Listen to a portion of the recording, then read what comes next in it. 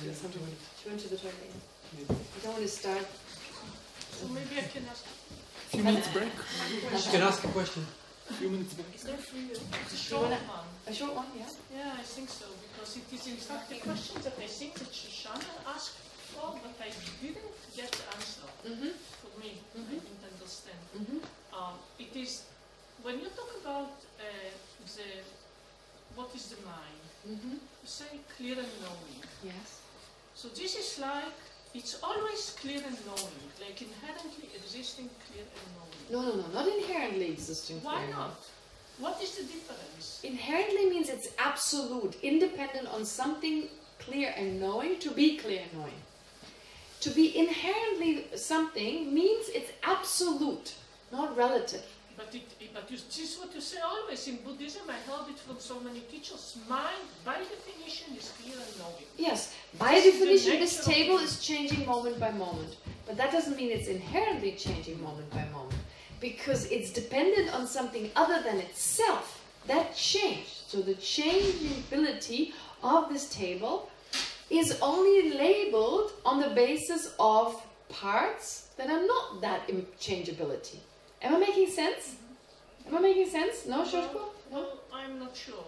Let's talk about the mind. Where, in which sense, Well, it's the same idea. The clear and knowing is not...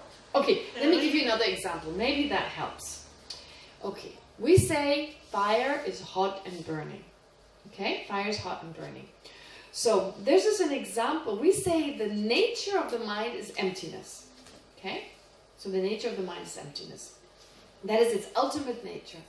But when we look at other phenomena to understand the nature of something, for instance, is the nature of fire to be hot?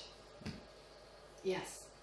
Is the nature of water to be hot? No. It's not the nature of water to be hot. It can be hot, but it's not in the nature of water, even boiling water, it's not in the nature of it to be hot, because it depends on something other than itself to be hot. That's why we say boiling water, it's not in the nature of boiling water to be hot. Now take fire. Is it in the nature of fire to be hot? Yes. Is it in the nature of the mind to be clear and knowing? No, because fire is hot in dependence on things other than the fire. Because without oxygen and without all sorts of other physical things, it couldn't be clear and knowing. Now take the mind.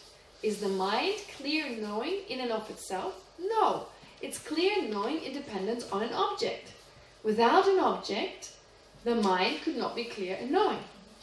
So it's a dependence on something other than itself that it is clear and knowing. If it was inherently, it would be absolute.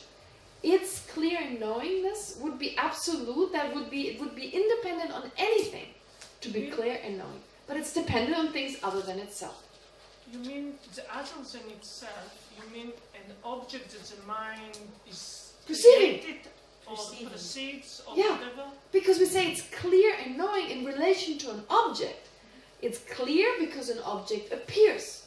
It's knowing because it knows an object. It has this capacity to know an object. That makes, but when you told me the answer, you said because it's a minute after a minute. It has. You can do this in the same way. A mind, in order to be, like, let's take, okay, a mind that perceives the table. That needs to have a certain amount of moments, because one short moment cannot perceive the table.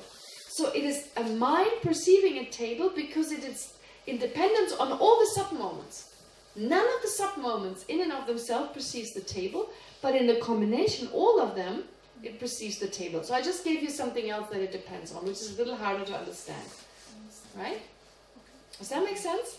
So just think, it's not in and of itself clear and knowing. It is clear and knowing in dependence on something other than the mind, which is the object.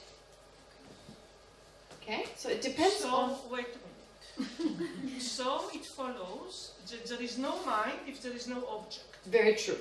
So how come you are talking about mind which is going from life to life? If there is no object, why there is a mind?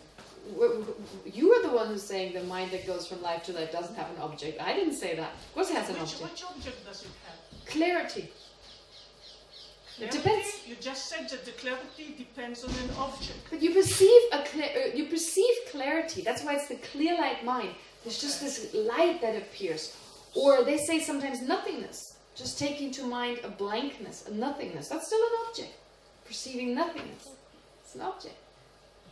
Right? So the mind always perceives something, even if it's nothingness. Okay? Alright.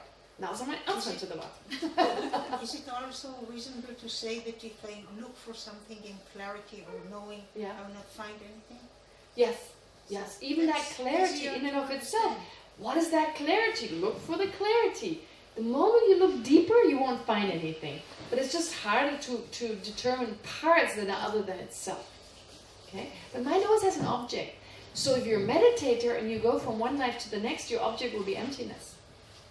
But it's lack, so how can... It's difficult for me to... No, you know what? It's not just difficult for you, it's also difficult for me. It's difficult for everyone. This is one of the hardest things to understand. So you're not on your own there. But it's very good that you're inquisitive and you keep looking for it. That's the way to go about it. Okay? Let's spend some time meditating. Okay?